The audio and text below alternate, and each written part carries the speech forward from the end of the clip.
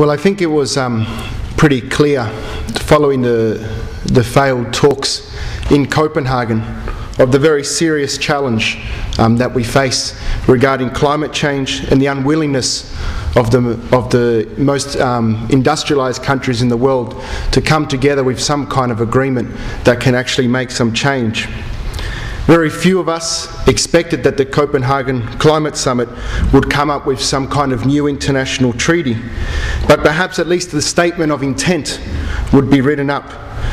But in the end, what we had was a statement with no real objectives, with no reference here, with no deadline, and with no date.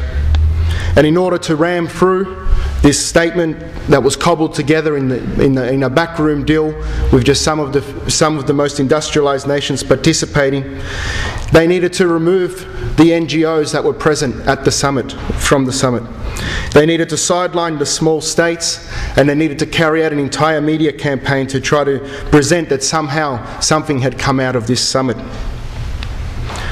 Well, as Venezuelan President Hugo Chavez denounced in his second speech at the Copenhagen summit, he said that it was not possible to come to an agreement here because of the lack of political will of the most developed countries, starting with the United States, because of their egoism of the most responsible, above all because of their irrational pattern of production and consumption. Venezuelan President Hugo Chavez also used his speech at Copenhagen to denounce what was really the root cause of this climate change, the problem of climate change that we are facing today. He said, let's talk about the cause. Let's not evade our responsibilities, and let's not evade the depth of this problem. The cause, undoubtedly, and I return to the theme of this whole disastrous panorama, is the destructive metabolic system of capital and its embodied model, capitalism. He said, referring to or paraphrasing Karl Marx, that a spectre was haunting Copenhagen. A spectre was haunting the streets of Copenhagen, and I think that spectre walks silently through the room, he said in his speech. Walks around among us, through the halls, out below, it rises. This spectre is a terrible spectre that almost nobody wants to mention. Capitalism is the spectre. Almost nobody wants to mention it here though.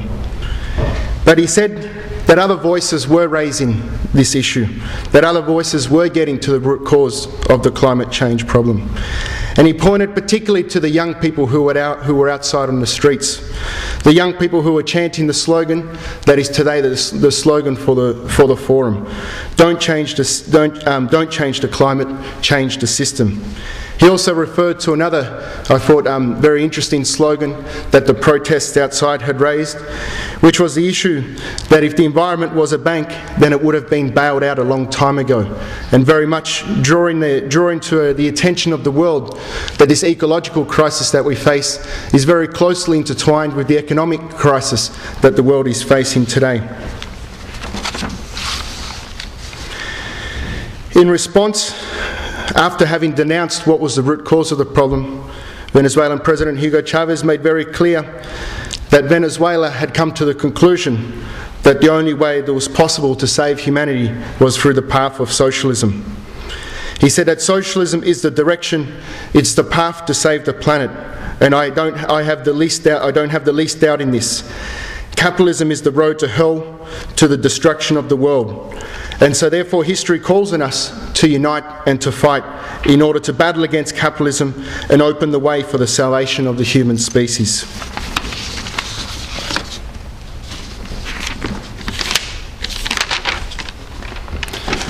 Well, we know that the summit itself ended in a failure, but we also know that the battle that began in Copenhagen is really only just the start of the battle to save humanity.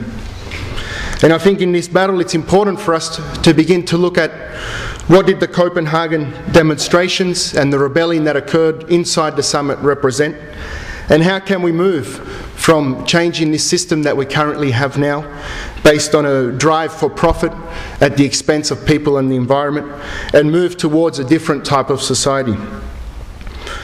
Well, I think the first important thing to note is the different forces that were represented and that are allies in this fight for a better world, and that were there present in Copenhagen. Of course, Venezuelan President Hugo Chavez and Bolivian President Evo Morales were not the only ones inside the forum who raised their voice. Many of the African nations and the Pacific Islands, some of those that will be most and already being heavily affected by climate change, also raised their voice, saying that we would not die quietly and we will ensure that the rest of the world hears us in this battle that is being waged today. Importantly as well was the demonstrations outside. 100,000 people marching in the streets, majority of them young people, and that shouldn't really be a surprise, particularly given that the future is in the hands of young people. But this protest also brought together a variety of other social movements, people who are interested in women's rights, in trade union and worker rights, and in many other rights, but who had come together to unite around this issue. And in fact, the actions of the industrialised countries brought together some of these different disparate groups that had been organising in the lead up to the Copenhagen, and brought together for the first time some of the most important bodies that had coordinated this protest to begin to discuss together how we can move forward after Copenhagen towards building this better world.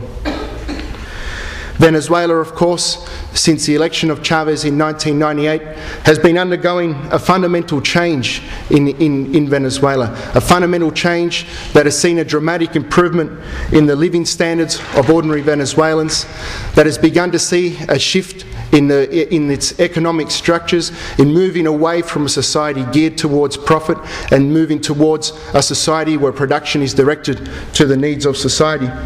But it's also a movement, a government and a people that are showing in concrete terms how we can begin to tackle this ecological crisis.